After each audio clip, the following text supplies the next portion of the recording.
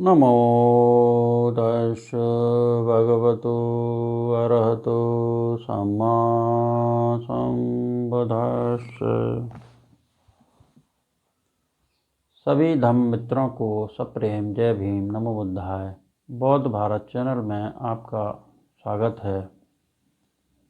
जातक अट्ठकथा प्रथम भाग, इसमें तीसरा वर्ग शुरू होता है, कुरुंग वर्ग। 21वां जातक है कुरुंग मृग जातक। इसमें भगवान कहते हैं, जात में तंग कुरुंग साती।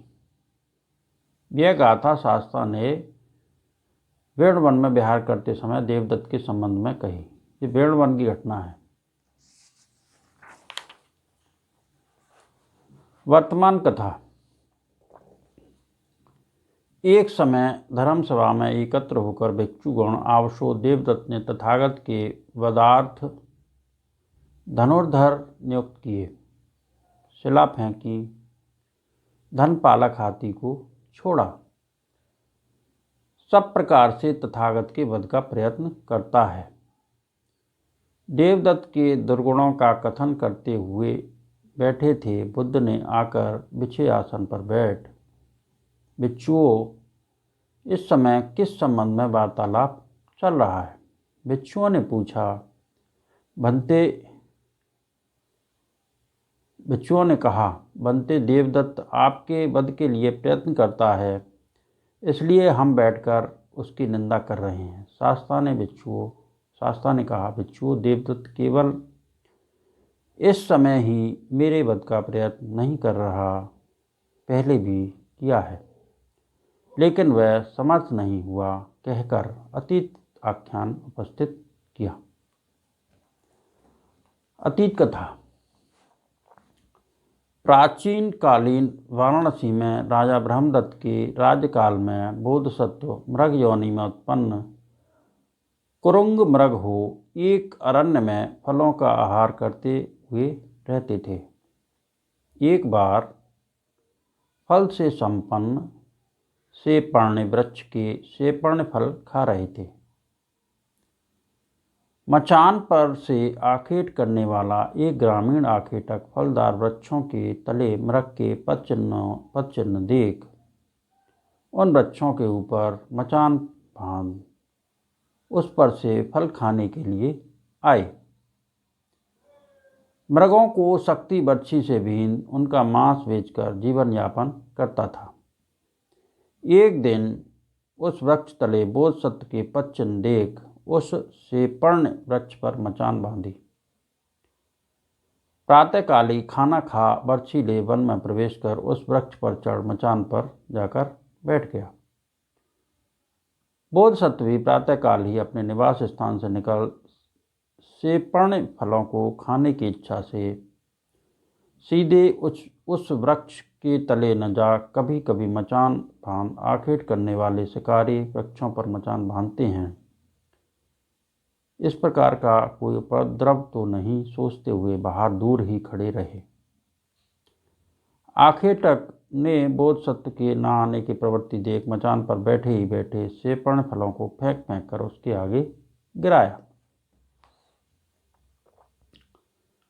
बोधिसत्व ने, यह फल आकर मेरे सामने गिरता है, कदाचित ऊपर आखेटक है, सोच बार बार ऊपर देखते हुए आखेटक को देख अनदेखे के सदृश हो कहा, हे वृक्ष, पहले तू झूला सा लटकाते उतारते हुए की भांति फलों को सीधे गिराता था, आज तूने अपना वृक्ष स्वभाव छोड़ दिया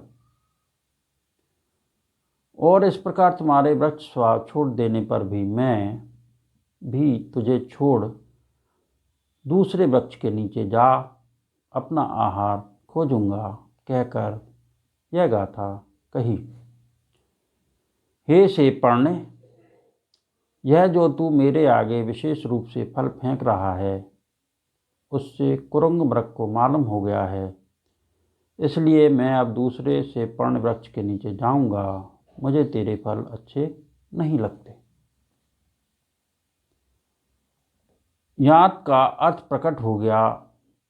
एतंग, यह कुरुंगस कुरुंग मृग को यंग पंग सेपण सेयस का अर्थ हे सेपण वृक्ष, यह जो तू मेरे आगे फलों को बिखेर कर श्रेष्ठता विशेषता धारण कर रहा है, फल बिखेरने वाला हो रहा है, यह सब कुरुंग मृग को मालूम हो गया है। न मे ते रुच्यते फलं, इस प्रकार फल देते हुए तेरे फल मुझे अच्छे नहीं लगते, तू ठहर, मैं अन्य स्थान पर जाता हूँ, कह चला गया। आखेटक ने मचान पर बैठे ही बैठे बर्छी फेंक कर, जा मैं चूक गया, तू इस बार बच गया, कहा। बोधसत्व ने लौटकर खड़े हो कहा, मैं तो अब किसी प्रकार बच गया, लेकिन तू 8 महानरकों संजीव, कालसूत्र, संघात, रौरव, महारौरव, तपन, प्रतापन एवं अविधि, ये 8 नरकों की बात करी है भगवान ने। 16 उस्सद नरकों और 5 प्रकार के बंधन आदि दंडों से नहीं बचेगा, इतना कह भागकर इच्छानुसार चला गया। आकेटक भी उतरकर यथारुच गया। बुद्ध ने, भिक्षु देवदत्त केवल अब ही मेरे वध का प्रयत्न नहीं कर रहा, पहले भी किया है, लेकिन वह सफल नहीं हुआ। कह धर्मोपदेश को उपस्थित और संयोजित कर जातक का सारांश उपस्थापित किया। उस समय मचान पर से आखेट करने वाला आखेटक अब का गुरुदत्त था, देवदत्त था, और कुरुंग मृग तो मैं ही था। कुरुंग मृग जातक, इसमें अगला जातक है अब कुक्कुर जातक। ये कुक्कुराती, इस गाथा को शास्ता ने जेतवन में विहार करते समय जाति संबंधियों के आचरण को लक्ष्य कर कहा। वह कथा तो 12वें परिच्छेद के भद्रसाल जातक संख्या 456 में आएगी। यहाँ तो कथा की स्थापना कर अतीत की कथा कही। अतीत कथा। पूर्व समय के वाराणसी में ब्रह्मदत्त के राज्यकाल में बोधसत्व कर्म के फलस्वरूप कुत्ते की योनि में पैदा हो सैकड़ों कुत्तों को साथ लिए महाशमशान में रहते थे। एक दिन राजा श्वेत सैंधव घोड़े जुते सभी अलंकारों से अलंकृत रथ पर आरूढ़ उद्यान में जा दिन भर व्यतीत करके सूर्यास्त होने पर भी नगर में प्रविष्ट हुआ। रथ को उन्होंने जैसा था उसी रूप में राजांगण में खड़ा कर दिया। रात को वर्षा होने से वह भीग गया। महल के ऊपर से पालतू उत्तम कुत्ते उतरकर रथ के चरम और चरम की रस्सी खा गए। अगले दिन राजा को सूचित किया गया, देव, कुत्तों ने मोरी नाली से घुसकर रथ के चरम और चमड़े की रस्सी खा डाली है। राजा कुत्तों पर क्रोधित हो जहाँ जहाँ कुत्ते दिखाई दें उन्हें मार डालो कहा। उसके पश्चात कुत्तों पर बहुत बड़ी विपत्ति आ गई। वे दिखाई पड़ते ही मारे जाते हुए भागकर शमशान में जा बोधसत्व के पास पहुँचे। बोधसत्व ने, तुम सब एकत्रित होकर आए हो, क्या कारण है? कहा। उन्होंने अंतःपुर में कुत्तों द्वारा रथ के चरम और चरम की रस्सी खा ली जाने से क्रुद्ध हो राजा ने सभी कुत्तों को मारने की आज्ञा दी है। कुत्तों का नाश हो रहा है, महाभय उत्पन्न हो गया है। बोधसत्व ने सोचा, आरक्षित स्थान में बाहर के कुत्तों के लिए तो ऐसा करने का अवसर नहीं, राजमहल के अंदर रहने वाले पालतू कुत्तों की ही यह करनी होगी। लेकिन इस समय चोरों को तो कोई भय नहीं, अचोर मरण को प्राप्त हो रहे हैं, क्यों न मैं राजा को असली चोर दिखाकर अपने जाति संघ को जीवन दान दिलवाऊं। उसने कुत्तों को बांधवों सांत्वना दे, तुम डरो मत, मैं अभय दान लेकर आऊँगा। जब तक मैं राजा से मिल आऊँ तब तक तुम यहीं रहो। कह पारमिताओं का ध्यान तथा मैत्री भावना को अग्रसर कर मेरे ऊपर रोड़ा, मुदगर अथवा अन्य कोई वस्तु फेंकने का यत्न न करे। यह अधिष्ठान संकल्प कर वह अकेले ही नगर में प्रविष्ट हुआ। उसे देखकर किसी एक ने भी उस पर क्रोध नहीं किया। राजा कुत्तों के वध की आज्ञा देकर अपने न्यायासन पर आसीन था। बोधिसत्व वहीं जा उछलकर राजा के आसन के नीचे घुस गए। राजपुरुष उसको निकालने लगे, लेकिन राजा ने रोक दिया। बोधिसत्व ने थोड़ी देर सांस ले राजासन के नीचे से निकल राजा को प्रणाम कर, क्या आप कुत्तों का वध करवा रहे हैं? हाँ, मैं वध करवा रहा हूँ। राजन, उनका अपराध क्या है? उन्होंने मेरे रथ के ऊपर का चर्म और चर्म रज्जु खा ली है। मालूम है किन कुत्तों ने खाई है? नहीं जानता। देव, ये ही चर्म खाने वाले चोर हैं। यह सत्यता बिना जाने जहाँ जहाँ कुत्ते दिखाई दें उन सभी का वध करना उचित नहीं। रथ चर्म तो कुत्तों ने खाया था, इसलिए दिखाई पड़ने वाले सभी कुत्तों को मार डालो। कुत्तों के वध की आज्ञा दे दी। तो क्या मनुष्य सभी कुत्तों का वध करते हैं, या ऐसे भी कुत्ते हैं जिनका वध नहीं किया जाता? हैं, हमारे घर के पालतू कुत्ते नहीं मारे जाते। महाराज, बोधिसत्व ने कहा, महाराज, अभी तो आपके रथचर्म को कुत्तों ने खाया, इसलिए दिखाई पड़ने वाले सभी कुत्तों को मार डालो। कुत्तों के वध की आज्ञा दे दी, ऐसा कहा। और अभी आप हमारे घर के पालतू कुत्ते मारे नहीं जाते कहते हैं। ऐसा होने पर क्या आप पक्षपाती होकर अगति को नहीं प्राप्त हो रहे? महाराज, अगति को प्राप्त होना उचित नहीं, और यह राजधर्म नहीं।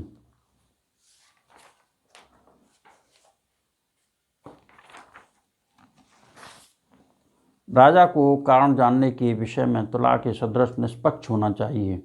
सो घर के पालतू कुत्तों का तो वध होता नहीं, दुर्बल कुत्तों का ही वध होता है। इस प्रकार तो यह सब कुत्तों का घात नहीं, केवल दुर्बल कुत्तों का घात करना है। कह बोधिसत्व ने मधुर स्वर से, महाराज, यह जो आप कर रहे हैं वह राजधर्म नहीं। कह राजा को धर्मोपदेश करते हुए यह गाथा कही।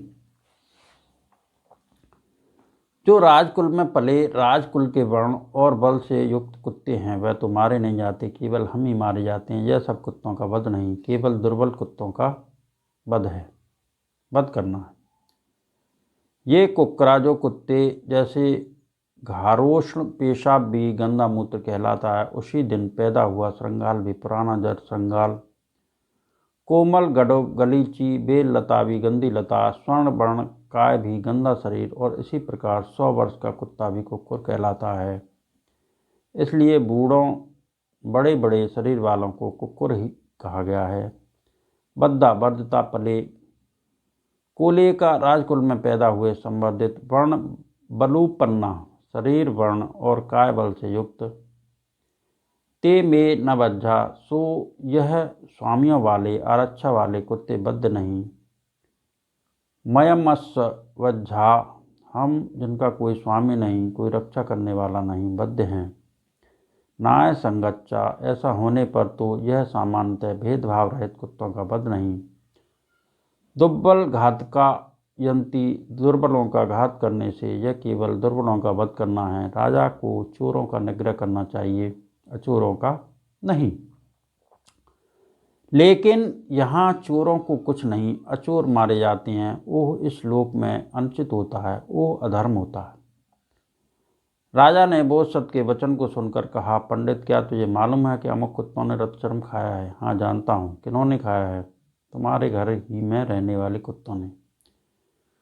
यह कैसे मालूम हो कि उन्होंने खाया है? उनका खाना मैं प्रमाणित करूँगा, दिखाऊँगा। पंडित, प्रमाणित करके दिखा। अपने घर के कुत्तों को मंगवा, थोड़ा मट्ठा और धूप के तिनके मंगवा ले। राजा ने वैसा कथनानुसार किया। महासत्व ने इस मट्ठे में तिनकों को मत कर उन कुत्तों को पिलवा दे कहा। राजा ने वैसा कथनानुसार करा, मट्ठा पिलवा दिया। जिसने पिया उस कुत्ते ने चरम सहित वमन कर दिया, उल्टी कर दी।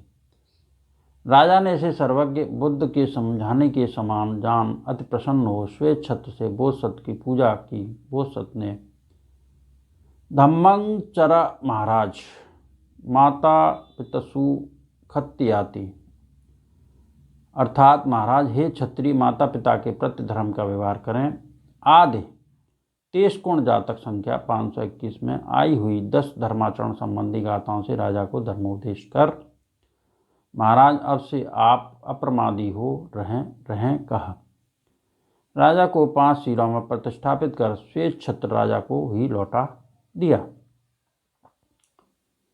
राजा महासत बोधसत्व की धर्म कथा सुन सभी प्राणियों को अभयदान दे। बोधसत्व प्रमुख अब कुत्तों के लिए अपने शाही भोजन नित्य मिलने का प्रबंध कर बोधसत्व के उपदेश का आचरण करता हुआ आयु पर्यंत दानादि पुण्य कर्म कर मरने पर देवलोक में उत्पन्न हुआ।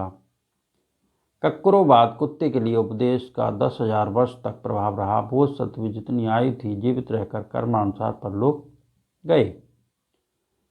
बुद्ध ने कहा, बिच्छुओं, तथागत केवल अभी अपने जात संबंधियों का उपकार नहीं करते, पहले भी उन्होंने किया ही है।